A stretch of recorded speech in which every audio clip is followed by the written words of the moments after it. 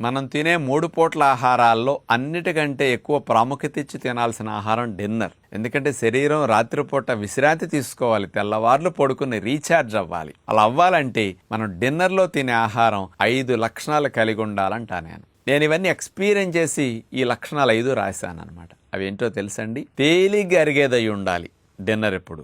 రెండోది త్వరగా అరిగేదై ఉండాలి.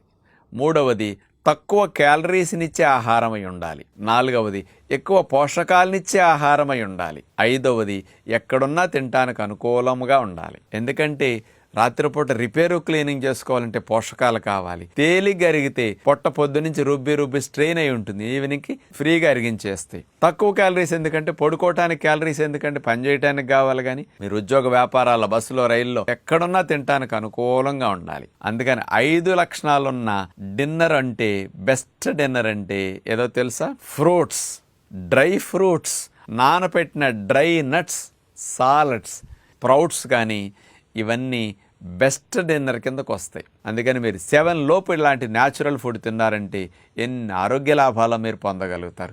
నేను అన్నట్టు ఒక 60 రోజులు నియమం తప్పకుండా 6 గంటలకు ఇలాంటి న్యాచురల్ ఫుడ్ తిని చూసుకోండి. మీలో ఎన్ని అద్భుతాలు జరుగుతాయో లైఫ్ టైం మీరు కొనసాగిస్తారు. ఆ రిజల్ట్సే మిమ్మల్ని ముందుకు నడిపిస్తాయి.